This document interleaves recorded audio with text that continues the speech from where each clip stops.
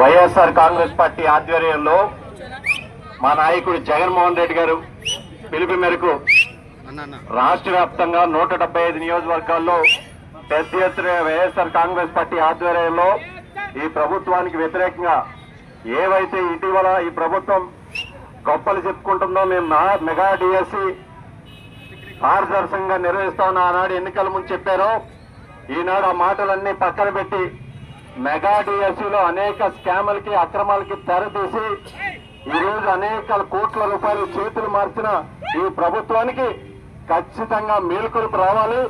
ఈ విద్యాశాఖ మంత్రి ఏవైతే మెగా డిఎస్సి ఆధ్వర్యంలో నిర్వహించినటువంటి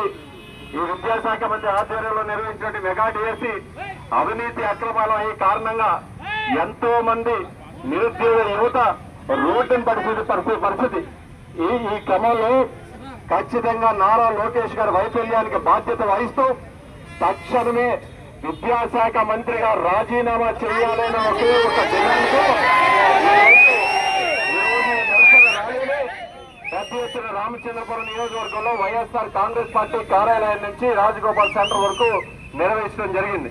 ఇదే కాదు, గడిచిన 10 రోజుల నుంచి అనేక సందర్భాల్లో 3 రోజులు రామచంద్రపురం నియోజకవర్గంలో రిలే నిరాహార దీక్షలు నిర్వహించడం పెద్ద ఎత్తున వైఎస్ఆర్ కాంగ్రెస్ పార్టీ నాయకులందరూ కూడా పాల్గొన్నారు. ఎందుచేత అంటే ఈ ప్రభుత్వం ఎన్నికల ముందు ఓ మాట, ఎన్నికలు అయిపోయిన తర్వాత మరో మాట, పాలన మరోలా వ్యవహరిస్తున్నారు. కాబట్టి ఈ రోజు రిలే నిరాహార దీక్షలు పెద్ద ఎత్తున సంక్షేమ పథకాలు మేము అప్పుడు జగన్మోహన్ రెడ్డి గారు అన్నా నిన్నుగా పరిపాలన అందిస్తామని చెప్పి అప్పుడు జగన్మోహన్ రెడ్డి గారి కన్నా ఎక్కువ సంక్షేమ పథకాలు అమలు చేస్తామని చెప్పి పెద్దలు ఈరోజు అధికారం చేపట్టిన తర్వాత ఆ సంక్షేమ పథకాలకు తిలోదకాలు ఇచ్చినటువంటి నారా చంద్రబాబు నాయుడు గారు ఈరోజు స్వయాన ఆయన కుమారుడు ఆధ్వర్యంలో నిర్వహించినటువంటి విద్యాశాఖ మంత్రిగా నిర్వహిస్తున్నటువంటి వారు అనేక అక్రమాలకు అవినీతికి తావుతీసిన సంగతి మనందరికీ కూడా తెలిసిన విషయమే.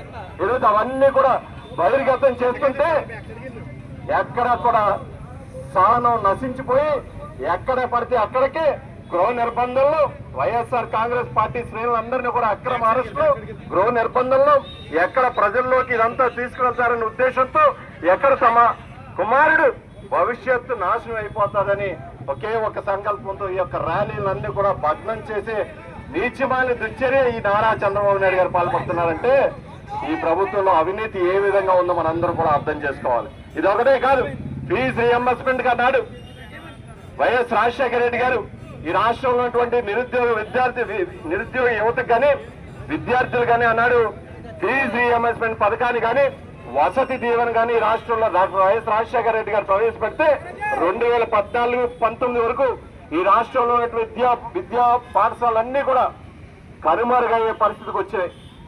డాక్టర్ జగన్మోహన్ రెడ్డి గారు అధికారంలోకి వచ్చిన తర్వాత 2019 తర్వాత ఈ రాష్ట్రంలో ఉన్నటువంటి ప్రభుత్వ పాఠశాలన్నీ కూడా నాడు నేడులో పెద్ద ఎత్తున ఈ రాష్ట్రంలో ప్రభుత్వ పాఠశాలని అభివృద్ధి చేయడమే కాకుండా ఈ రాష్ట్రంలో పెద్ద ఎత్తున ప్రభుత్వ పాఠశాలలో విద్యార్థులను చేరడానికి ప్రోత్సహించినటువంటి వ్యక్తి వైఎస్ జగన్మోహన్ రెడ్డి గారు.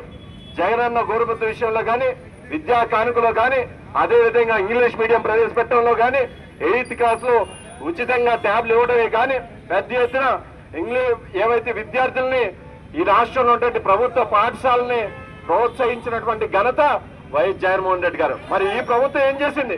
అంతకన్నా ముందుగా ఈ రాష్ట్రంలో విద్యార్థులకి మేము ఆ చేయూతనిస్తాం, సకాలంలో ఉన్నటువంటి ఫీజు రియంబర్స్మెంట్లు కానీ వసతి దీవెన బకాయిలు కానీ చెల్లిస్తామని చెప్పిన ఈ పెద్దలు అధికారంలోకి రాగానే దాదాపు 2 సంవత్సరాలు గడిచినప్పటికీ కూడా 13 త్రైమాసికాలు ఈ రోజుకి సుమారు 12,000 కోట్ల రూపాయలు ఈ రాష్ట్ర ప్రభుత్వం బకాయి పడి ఉన్నాయి. ఒక పక్కనేమో చదువుకుని పరీక్ష రాయడానికి సిద్ధంగా ఉన్న విద్యార్థులకు ఏవైతే ప్రైవేట్ విద్యా సంస్థలు హాల్ టికెట్లు నిరాకరిస్తున్నాయి, ఏదో ఫీజు రియంబర్స్మెంట్ రాక, అదే విధంగా చదువుకుని బయటకు వచ్చినటువంటి నిరుద్యోగ యువతకు ఒకవేళ ఉద్యోగాలు దొరికినా సర్టిఫికేట్ లేకపోవడం వల్ల ఉద్యోగాలకి చేరలేకపోతున్నారు ఈ రాష్ట్రంలో ఉన్నటువంటి నిరుద్యోగ యువతకు. ఇవన్నీ కూడా పూర్తిగా ప్రభుత్వం యొక్క వైఫల్యం, చేతగానితనంగానే ఈ రోజు ఈ వైఎస్ జగన్మోహన్ రెడ్డి గారి ఆదేశాలకు పెద్ద ఎత్తున ఈ నిరసన కార్యక్రమం చేపట్టాం. మరి ఈ ప్రభుత్వం ఏం చేస్తుంది? ప్రశ్నించే గొంతు నొక్కే ప్రయత్నం చేస్తుంది.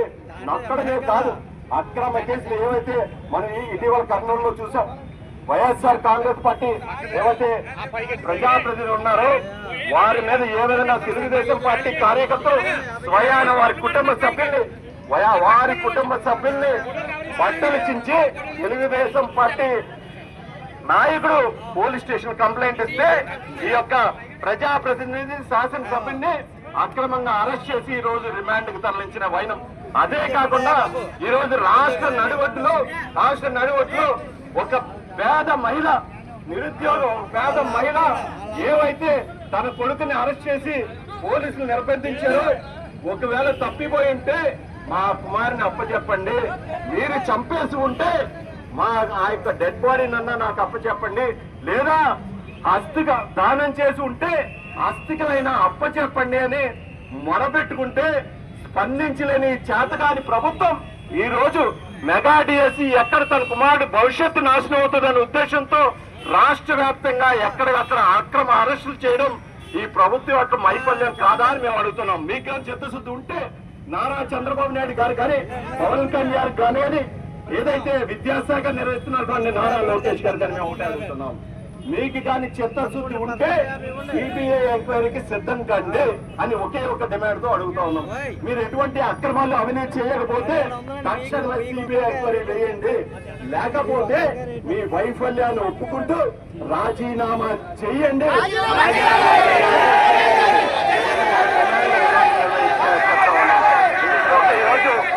ఈరోజు ప్రభుత్వ పాఠశాలలో నిరుద్యోగ యువత గాని విద్యార్థులు గాని 2023-24 విద్యార్థుల హాజరు సంఖ్య 40 లక్షలుంటే ఈ చేతకాని మంత్రి ఈ విద్యాశాఖ మంత్రి పాలనలో ఈ రాష్ట్రంలో విద్యార్థుల హాజరు సంఖ్య ఎంతంటే 34 లక్షలు. అంటే సుమారు 6 లక్షల మంది ఏవైతే విద్యార్థులు ఉన్నారో ప్రభుత్వ పాఠశాల నుంచి వైదొలిగిన మానేశారు వారు. అంటే ఈ చేతగాని మంత్రి తక్షణమే రాజీనామా చేయాలి. తక్షణమే ఏవైతే నారా చంద్రబాబు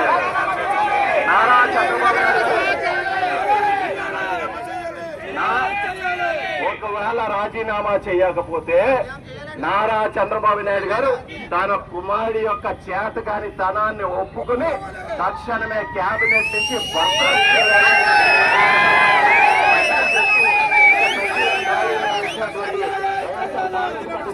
కూడా పేరు పేరున ధన్యవాదాలు తెలుపుకుంటూ సెలవు తీసుకున్నాను. Thank you.